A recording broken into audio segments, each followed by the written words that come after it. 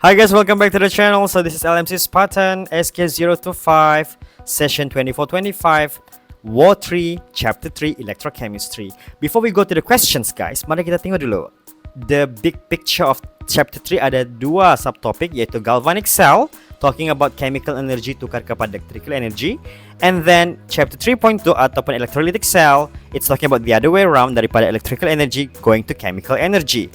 Okay, ada saya buat dia punya video rangkuman untuk ini. You may look at my shorts, okay, dekat playlist Chapter 3. Okay, alright, so apa yang penting adalah semua inilah. Okay, now mari kita tengok soalan. Kita ada 4 soalan, okay, untuk kamu akan berbincang hari Khamis malam nanti. And also ada 3 little challenge yang akan saya release videonya kemudian pada jam 7.30 malam on Thursday. So, let's kita bincang satu-satu. So, question 1 is, dia bagi di sini, an experiment was set up according to the given cell notation below. Dia bagi cell notation guys. So macam biasa kalau ada cell notation, kamu kena faham bahawa dia akan sentiasa susun dalam bentuk A, anode, bridge and cathode. So this is your anode, this is your bridge, okay, and this is your cathode sebelah sini. So soalan dia adalah sketch and label all the setup for this experiment. Maksudnya you have to draw the beakers, you have to draw the voltmeter, and then kamu kena draw the salt bridge juga. Okay, so mari kita tengok. So this is gonna be what it looks like. Okay, you can either use this symbol or you can use this symbol, and also must inform, kamu kena letak ni electron flow from anode to the cathode. And untuk sel ini, disebabkan bahagian cathode kamu adalah hydrogen, the hydrogen doesn't have any solid form, so dia akan guna platinum as the cathode, okay, electrode dia, and dia perlu inject the hydrogen gas at 1 atm pressure seperti maklumat yang diberikan lah. Alright, and don't forget the salt bridge, KCl usually. Okay guys, so for question B, dia suruh name the oxidizing and reducing agent involved. So untuk soalan ini, kita ada anode kita tadi adalah Sn become Sn2+. Okay, dia akan release 2 electrons, while cathode dia akan receive 2 electrons to produce H2. Okay, so kita balance dia.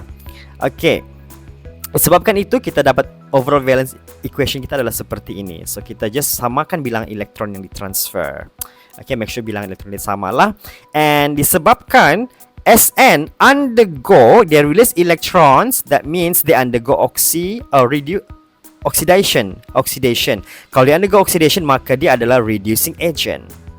And meanwhile, on the cathode, benda yang berlaku adalah reduction. Since reduction happen at cathode, okay, so dia akan receive 2 electrons, maka H+ yang terima elektron itu. So therefore H+ is our oxidizing agent. Okay, remember, anode proses yang berlaku adalah oxidation, and at cathode, ingat red cat. Okay, anox, red cat.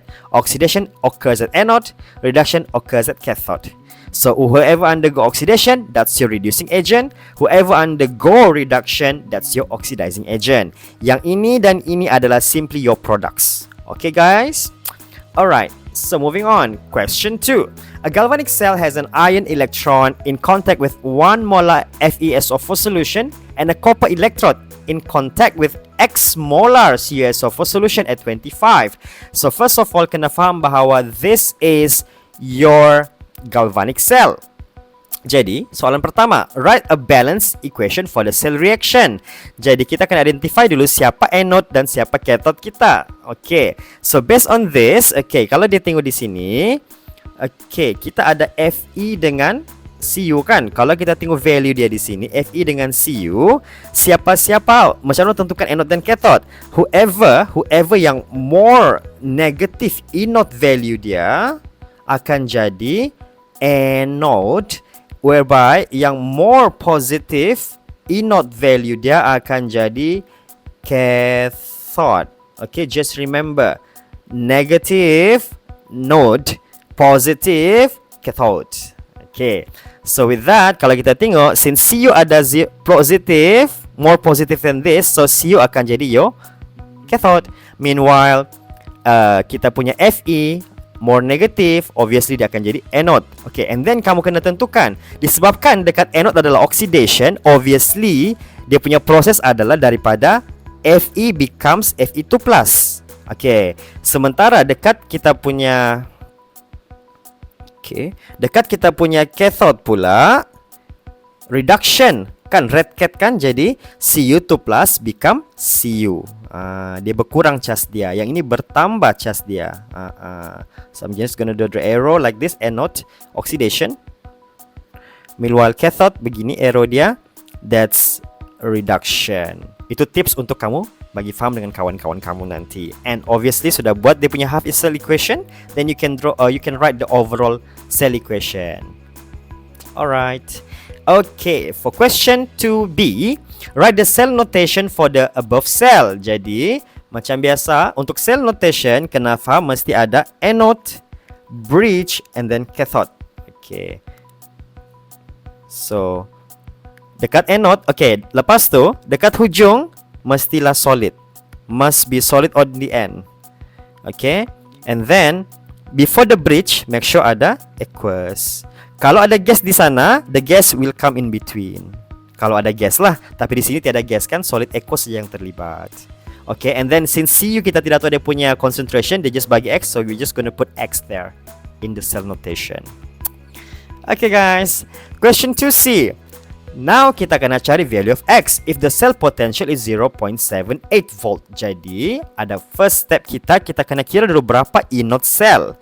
Okay, inode cell adalah macam biasa, ada formula, ada tips dia, iaitu kakak, cathode, tolak, adik. Dia orang main buayan ya guys. They play a swing. Jadi, inode cell adalah inode kakak, tolak, adik. Jadi, take the value as it is. So, you should get positive value there. So, that's there go your E cell.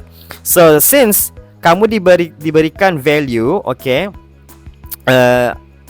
dibisarkan value yang tidak sama, obviously tidak sama kan. Kalau tidak sama, maka maksudnya the cell potential menunjukkan your inode value itu E value kamu adalah E cell. Maksudnya dia tidak not at standard condition guys. Not at standard condition. Apa dia standard condition? Standard condition ada 3 ya. Mesti penuhi 3 baru kira standard. Iaitu 1 adalah pressure mesti 1 atm kalau ada gas. Kalau ada larutan, concentration must be 1 molar ataupun 1 mol per dm cube. And the temperature must be 25 degrees Celsius. Kalau salah satu of this condition tidak dipenuhi, maka automatic dia bukan jadi inode cell, dia jadi E cell saja. And kalau jadi E cell, then you have to do Nernst equation. Okay? Alright, this is your Nernst equation. Okay? And little tips untuk dapatkan nilai di sini, nombor 2 ni datang daripada sini tadi berapa elektron dia transfer. Okay? Mau tengok macam mana? Just tengok je charge ini. Charge tinggi dia berapa. And then you find the tengok kalau 2 plus kan, maknanya 2 elektron dari transfer kan. What if kalau 1 2 plus, satu lagi 3 plus. Jadi you kena cari berapa dia punya gandaan sepunya. Lowest common multiplication, gandaan sepunya terkecil. Jadi 2 dengan 3 6 elektron begitu. Boleh ya? Okay. So setelah kita masukkan value-value yang ada, okay, don't forget this one mesti product over reactant. Jadi dapat dari mana nih guys? Ini dapat daripada overall equation kita tadi. So product yang aqueous saja yang terlibat ya. Aqueous dengan gas saja terlibat. So product over reactant. Yang solid, yang liquid tidak terlibat. Okay. There you go, X di sana kita mau cari. And ganti-ganti masuk value, you should get this value for X. And don't forget the unit guys. No unit, no marks. Okay. Alright. And then 2D. It is found that the measured cell potential of this cell slowly decrease as the cell is continuously used. Kenapa dia bilang? Kenapa jadi begini? Seiring dengan masa, cell potential itu makin lama makin berkurang. Simply karena seiring dengan masa, okay, this is not a reversible reaction. Jadi concentration Cu akan berkurang seiring dengan masa. Sementara concentration Fe pula meningkat seiring dengan masa. Kenapa macam tu? Sebab kalau kita tengok di sini, produk kita ini dihasilkan ini. So ini akan makin lama makin bertambah. Ini pula digunakan, jadi makin lama makin berkurang. Since that happen, menyebabkan this value right here, the Q here, menjadi increase. Bila term Q itu increase, nilai Q increase, maka nilai log Q itu akan increase, menyebabkan E cell value akan decrease. Ingat, E naught cell tidak akan berubah. That's gonna be the same. E naught cell adalah benda tetap. Alright, E cell akan berkurang. Kalau tidak percaya, boleh ganti masuk any values on this equation. Coba Jaya. Alright. Question 3. Electrolysis. Ini 3.2 sudah ya, electrolysis. Electrolysis, dia ada ini. Dia bilang carried out at 25 degrees Celsius 1 atm. Di sini yang famous adalah mesti tahu formula Q equals to IT. Ada di sana. So dia tanya di sini, dia bagi maklumat dia 25 1 atm, and then ada dia bagi current, dia bagi gram. Dia bagi gram. Jadi dia tanya how long it takes. Jadi dia tanya berapakah time taken. Jadi untuk electrolysis ini kamu kena faham bahawa Y2 attracted to the cathode, negative terminal. Jadi Y2 akan menghasilkan Y solid, the Y2 plus. Because of that dapat Y solid, that's why dia ada gram, guys. Jadi because of that, daripada 0.56 tu dia ada bagi RAM dia kan. Jadi kita boleh kira dia punya mole, how many mole of Y yang produce. That's your first step. Second step, kita bandingkan 1 mol Y daripada equation ni. 1 mol Y sama dengan 2 elektron. 2 elektron bermaksud 2 farad. Itu perbandingan dia. Jadi 1 mol Y adalah 2 farad. Jadi kalau ada 0.0124 mol Y, that means dapatlah sekian farad. From that farad, you find what is the coulomb, the quantity of charge. Jadi kita just darab dengan constant, iaitu 96500. You got the constant value. You got the coulomb value. And then the third part adalah menggunakan formula QIT. You can simply masukkan value Q tadi, and then masukkan value I yang diberikan dalam soalan, which is 1.57 ampere, and you can find the time, and the time is gonna be in second. Alright, 3 parts. Question 3B. What is the total volume of oxygen gas will be evolved during entire electrolysis? Sepanjang masa itu, sepanjang proses itu. Sekarang kena faham, gas akan dihasilkan dekat anode sebab SO4 2- dengan water akan tertarik, tapi SO4 tidak akan pernah terpilih, guys, sebab sulfur sudah maximum oxidation number dia. Jadi H2O biasanya akan terpilih lah. Ada 2 ion yang tidak akan pernah terpilih, which is SO4 dengan NO3-. These 2 ions will never get selected no matter how concentrated your solution is. Water yang terpilih sebab diorang dua-dua N dengan S di situ sudah capai maximum oxidation number. So disebabkan water yang terpilih, so this is your equation. Water terpilih untuk mengalami dekat anode oxidation. Jadi dia akan release elektron, dapatlah ini. So ini kena hafal ya. This equation kena hafal. So bila oxidation dia akan menghasilkan O2 gas. Jadi from this equation right here, kita akan dapati bahawa 1 mol oxygen, 1 mol oxygen here akan produce 4 mol elektron, which is bersama dengan 4 farad. 1 mol oxygen gas, 4 farad. So this is, and then from there you can actually find, kalaulah sebanyak 0.2, mana saya dapat Nina? Ini saya dapat daripada part A tadi, because it's the same reaction kan. So the same amount of farad yang dihasilkan sebenarnya dalam equation, dalam reaction tu. Jadi from that kita boleh cari berapakah mol oksigen yang dihasilkan sebenarnya. So dapat mol oksigen yang dihasilkan, you can find the volume. Kenapa darab 24? Sebab dia bagi tahu 25 degrees Celsius 1 atm. That is actually room condition. This one adalah room condition. Bila room condition, maka at any temperature at room condition, ya. At room condition, any gas akan occupy 24 dm³ per mol. Satu lagi cara adalah kamu boleh guna PV NRT juga. PV NRT yang kamu belajar dekat semester 1 tu boleh juga. Okay, masukkan saja value P kamu equals to 1 atm. Volume kamu adalah yang kamu mau cari.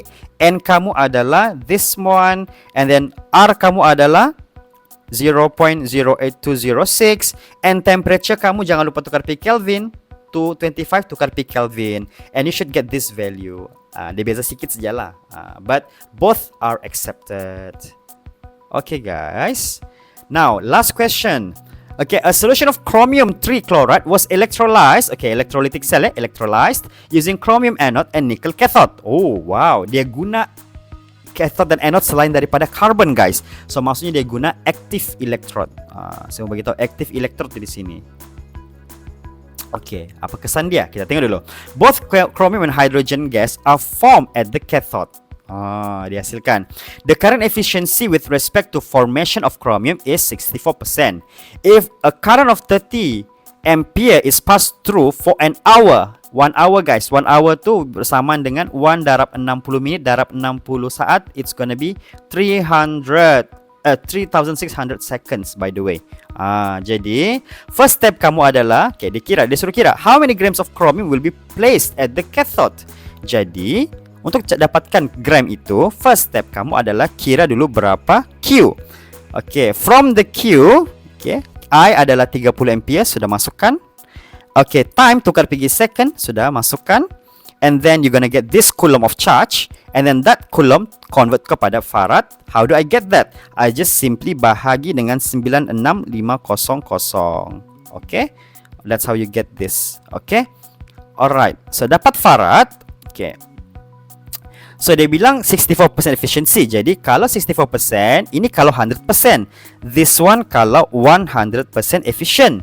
Kalau 64%, jadi 64% daripada 1.012 farad means dalam eksperimen yang sebenar-benarnya kamu cuma dapat 0.7168 farad. Okay? And with that, itu adalah part kedua of your calculation, dapatkan the nilai farad sebenarnya. Okay. And then part ketiga, okay, what happened at the equation, at the reaction? Kita ada Nina, CR3 plus undergo reduction menjadi CR. Di sinilah CR yang mengalami reduction dekat cathode. Jadi disebabkan itu kita berdasarkan kita punya perbandingan 3 elektron, maksudnya 3 mol elektron adalah 3 farad. Cing cing cing, sematutnya menghasilkan 1 mol CR. This one, this is your perbandingan. Jadi 3 farad, satunya dapat 1 mol CR. Jadi kalau ada 0.7168 farad, then carilah nilai berapa ke mol CR. Dapat mol CR, then you can just simply times with the RAM untuk dapat berapa mass CR sebenarnya. Okay? Alright. Okay, 4B. Okay, 4B.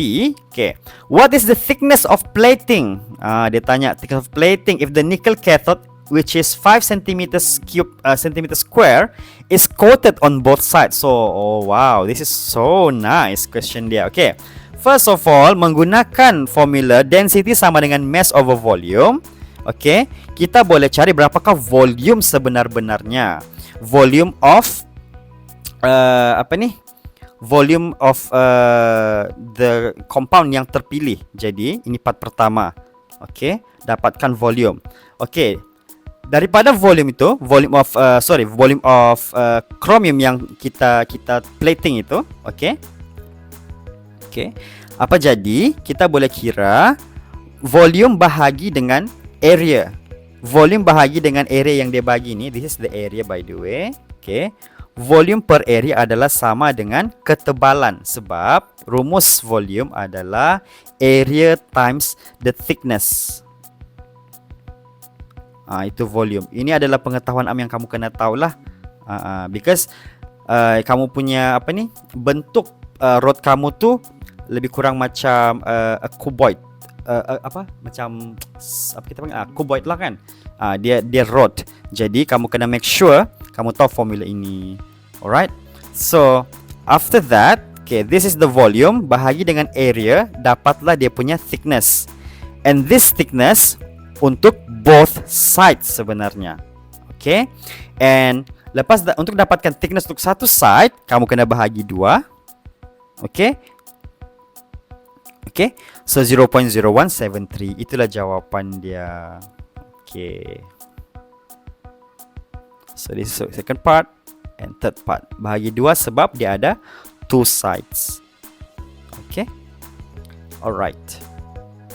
C, what is the volume of hydrogen gas formed at STP? Okay, first of all kena faham bahawa okay, untuk cathode, okay, dia akan tarik dua benda tadi. Chromium mengalami reduction and at the same time, okay, H2O pun terpilih juga. So apa dia terpilih dua-dua? Disebabkan oleh kamu punya chromium tu tidak 100% terpilih. So ada partly hydrogen gas, water yang akan terpilih, guys. Maksudnya ada 36%, baki 36% itu 100 minus 64, ada 36% lagi akan terpilih water di sana.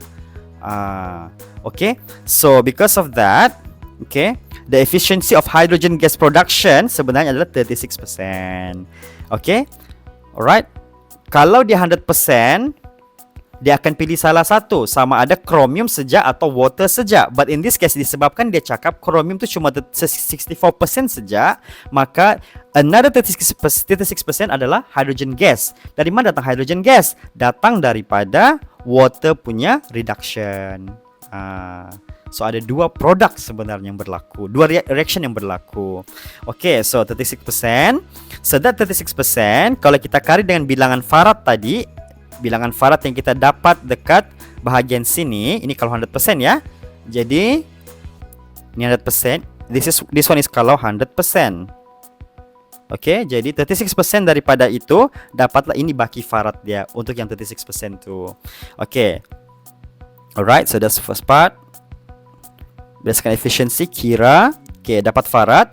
Okay, daripada equation kita ni, okay, apa kita buat? Bawa ke sini. Kalau ikutkan equation ni, 2 mol elektron, which means 2 Farad, should give you 1 mol hydrogen gas. Okay, 2 Farad, 1 mol hydrogen. Jadi Nina, okay, that's your first statement. Jadi kalau ada 0.4032 Farad saja, that means this is the amount of H2 gas in mole. Okay, and then since the question is asking for volume at STP, jadi kamu kena darab the mole dengan 22.4, and there you go, you will get 4.51 liter. Okay, alright, so basically that's it for part 1. Okay, electrochemistry war plan. Good luck.